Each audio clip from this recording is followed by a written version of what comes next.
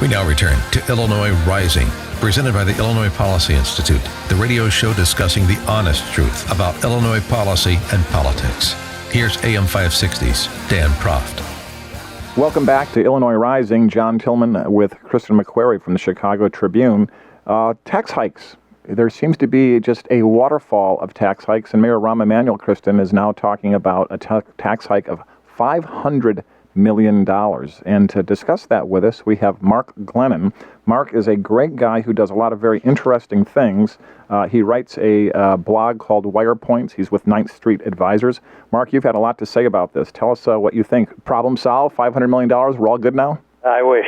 John, Kristen, thanks for having me.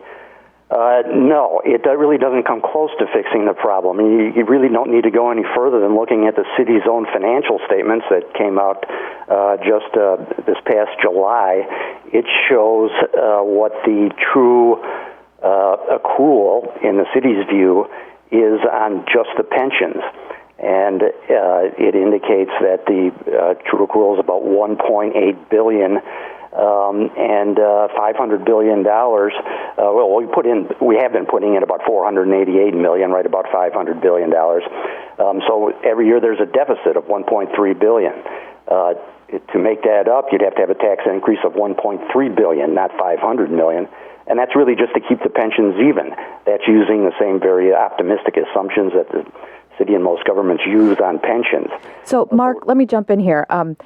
The city will make the case, and honestly, I sort of tinker with this myself, will make the case that Chicago has the lowest composite property tax rate in all of Cook County. We have lower residential assessments because we have the classification system that taxes residents less than commercial and industrial, and we have been underpaying. We have been underassessed for years. And this is the chance for Chicago taxpayers. This is we have to catch up, basically, to what we owe. Take down that argument for me. They haven't been underassessing. The effective property tax rate in Chicago is 1.8%. That's high by national standards. Yes, it's Mark, 1.8% of what? Explain that to people so they understand. The effective property tax rate is the amount of tax you're paying every year over the true value of your property. So if you had a $100,000 house, you're probably paying $1,800. That's high by national standards. It is lower than many suburbs. It's lower than the average suburb. That's because we have some very astronomical numbers in those suburban tax rates. I mean, some of them are nothing short of confiscatory. Places like Harvey, Waukegan are 4-6%. I mean, it's just insanity that those properties have effectively been taken.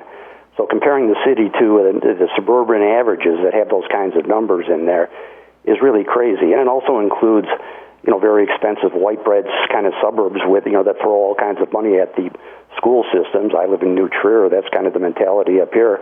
We have people will pay up for very good schools. That's really not a good standard for the city to be comparing itself to.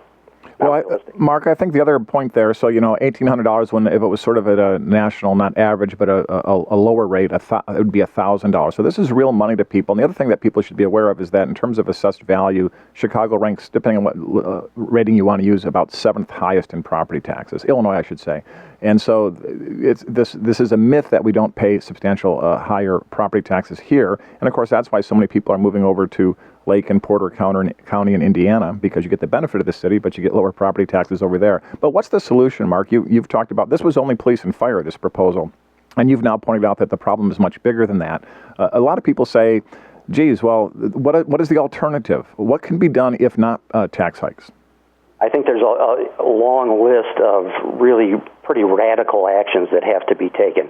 One that's not being discussed that should be, and it was brought to light really by an article in Kristen's paper in the Tribune by a guest editor or a guest author who said that, very well-known attorney, who said it's very clear that the city is not obligated on the underlying pension obligations. That comes as a surprise to many in the municipal bond community and actuary community, but it's absolutely true. I've checked out the law behind what he said. And so one alternative, clearly, is to simply stop funding those old pensions and set up instead a replacement system to supplement those who are hurt by not funding those older pensions, a new system that's in affordable amounts. So you mean for new employees coming in? Well, and for old ones that might be hurt by the abandonment of the old pension system. How do you get around the Supreme Court decision? Because when I read about Rahm Emanuel's property tax hike, I really want to lay some blame at the Supreme Court, who, in my opinion, wrote a pretty lockbox decision that those pensions are protected and health care is protected. It does not address what I just said. That says that case says clearly that pension benefits may not be reduced. That's for the pension itself. It does not say who is liable on those pensions. And as John Schmidt said in that guest editorial in your paper, just that, the city is not liable. The pension is liable. Sure, so don't reduce the obligations. Let them run dry. They won't have the money to pay the scheduled benefits, but that's the way it is. Like I say, supplement them with something else. And Mark, let's talk about going back to balanced interest for a second, because when people hear this, they're going to say, "Oh my God, this sounds so harsh. You don't care about these retirees, many or near-term retirees." The point here is you have taxpayers who don't work for government, who are struggling to make their own mortgage payment, their property tax payments, going to a public school system in Chicago that is failing them. Many of them then they pay their property taxes, but then pay a tuition to go to a private school to try to compensate for the failing public school system. They're struggling too. So this is a fight for their income. They want to hang on to their income, and what the unions and the people who are advocating more money in the pensions say, no, we want to take some of your income and put it into property taxes that then goes into these pension funds. So we got to balance out the interest between these two competing forces. And I think, the rank and file members of unions are not the enemy here. What the enemy is the political leaders who lack courage to make the changes. Well, and the senior people in the pensions, John, I would go further than that. Every day that real reform is delayed on these pensions, the larger the haircut will inevitably be for everybody in those systems. That's the point I'm trying to get at. Continue with that. That's an important point. There are people in there that do deserve to be fully protected, probably. Pensions under, pick a number, whatever you think is the minimum that somebody should get, $30,000, $40,000. Turns out there are not that many of them. We published a study of how many of them there are, and I think it's only about 30% are under $40,000 a year on a full career basis, which is what you have to look at. So you could protect all those people, and you should.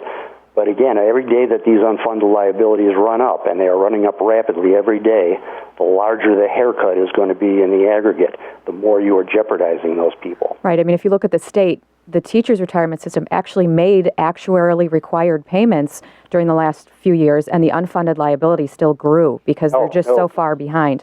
But let me ask you this, Mark. Wait, I got to stop you on that. Okay. The state did not make actuarially required payments under its pensions. And, I mean, there's just all kinds of evidence to that effect. The state's own auditors say that. Read the most recent actuary report, for example, on TRS. I mean, they call it out as conspicuously as they possibly could in boldface. We make the statutorily required payments, which have nothing to do with... I stand corrected. Statutorily under the ramp.